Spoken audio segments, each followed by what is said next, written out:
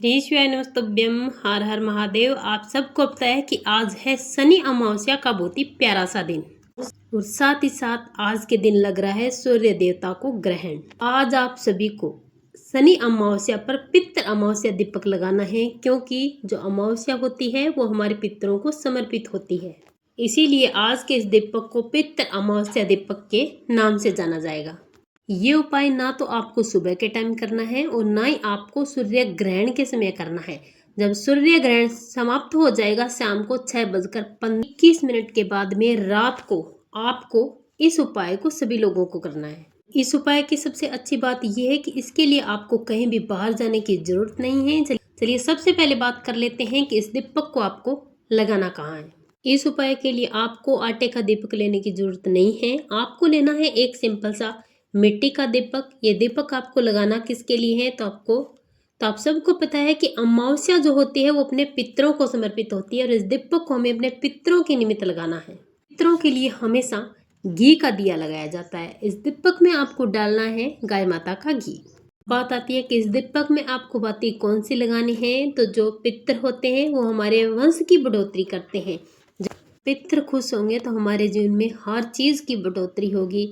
धन की, व्यापार की, दुकान की, आपकी आमदनी के जो भी साधन है आपके परिवार के साथ साथ आपकी हर चीज की बढ़ोतरी होगी अपने पितरों के आशीर्वाद से। इसीलिए आप सभी को लगानी है लंबी बत्ती। जब आप पितरों के लिए दीपक लगाएंगे तो इस बत्ती का मुख जो है वो किस तरफ होगा, साउथ डायरेक्शन यानी कि दक्षिणी दिशा में। आती है कि इस दीपक को आपको लगाना कहाँ है। सबसे पहला तो अगर आप बाहर जा सकते हैं तो आप नदी, कुआं, बावड़ी, कोई भी आपके घर के आसपास अगर बहता हुआ जल है, जहाँ कोई नदी चल रही है, कुआं है या बावड़ी है, वहां पर आपको प्रज्वलित करना है। ये आपके घर के आसपास नहीं है तो आप पीपल पेड़ के नीचे लगा सकते हैं, वट वृक्ष के नीचे लगा सकते हैं, और ये दोनों भी नहीं है तो आप बेल पेड़ के नीचे भी इस दीपक को प्रज्वलित कर सकते हैं। चाहते हैं कि आपको घर से बाहर निकलना ही नहीं है, ये उपाय आपको रात्रि में अपने घर पर करना है। तो आप अपने घर पर जहाँ भी पानी रखते हैं, घर में पीने के पानी का जो मटका है, हंडा है या फिर आरओ है, जहाँ से आप पानी का इस्तेमाल करते हैं वहाँ पर आपको इस दीपक को प्रज्वलित करना है। आपको इस दीपक में उठाना है जिसमें आपने गाय माता का घी डाला है, लंबी बाती लगाई है और इसी के साथ आपको चुटकी भर काले तिल लेने हैं। जाना है अपने घर में जहाँ भी पानी का मटका, प्लेंडा, हंडा या फिर आरओ है, वहाँ पर जा करके थोड़े से काले तिल के दाने आपको जमीन पर रखने हैं।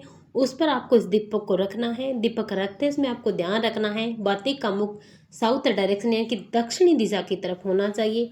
अब इस दीपक को आपको प्रज्वलित कर देना है अपने पितरों का स्मरण करते हुए।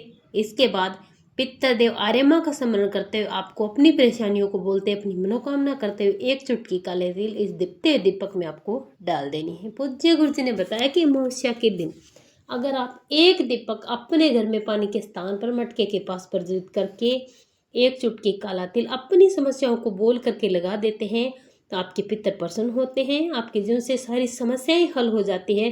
किसी भी कारण से आपके घर में पितर दोष है तो आपके घर में हर समस्याओं का समाधान जरूर होगा। आपके पितर प्रसन्न होकर आपको आशीर्वाद देंगे।